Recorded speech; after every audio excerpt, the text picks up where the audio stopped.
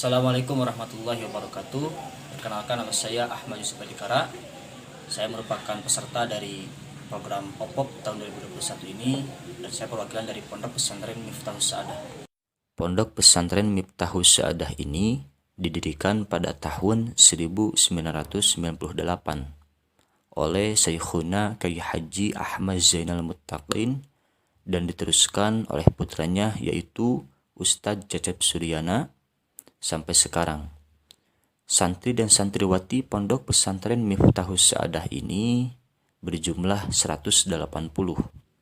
Adapun kitab-kitab yang dikaji ialah Kitab Safinatun Najah, Kitab Tijanud Daruri, Kitab Ta'limut Ta'lim, Kitab Jurumiyah, Kitab Sorof, dan kitab-kitab yang lainnya.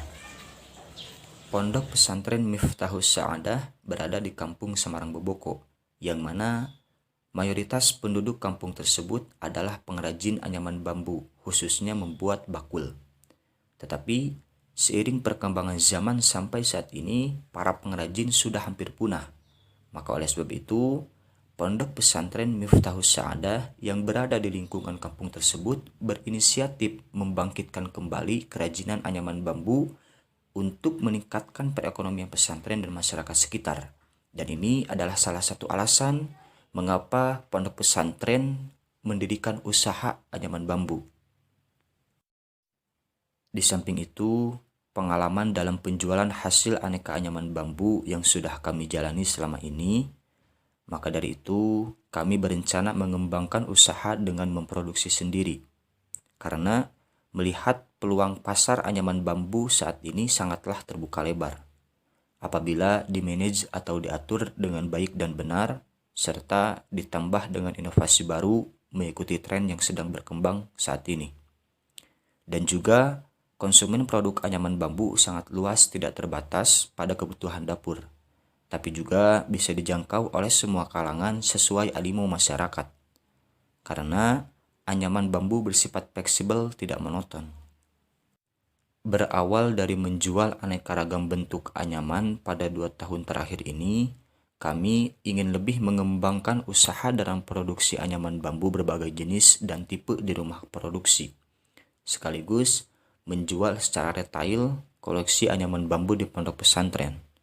Mengingat di wilayah Garut khususnya, anyaman bambu mulai diminati, terutama anyaman bambu yang berbentuk souvenir atau wadah yang unik, membuat kami termotivasi untuk lebih menekuni dan mengembangkan usaha anyaman bambu yang bentuknya variatif, seperti tas bambu, tempat kue, tempat tisu, tempat pensil, dan lain sebagainya. Untuk strategi pemasaran usaha anyaman bambu ini melalui penjualan retail di mini kios, lalu terima pesanan atau order, serta pemasaran melalui online di internet dan jejaring sosial seperti WhatsApp, Facebook, dan Instagram. Melalui strategi pemasaran tersebut, volume penjualan atau besar produksi yang dapat kami hasilkan dalam jangka 1 tahun berkisar 600 kodi anyaman bambu, dan juga mendapatkan omset atau penghasilan 276 juta dalam 1 tahun. Usaha anyaman bambu ini mendapat dukungan langsung dari pimpinan pondok pesantren berupa tempat, yaitu rumah produksi untuk pembuatan anyaman bambu, serta grosir kelontongan berbentuk kios mini untuk penjualan anyaman bambu.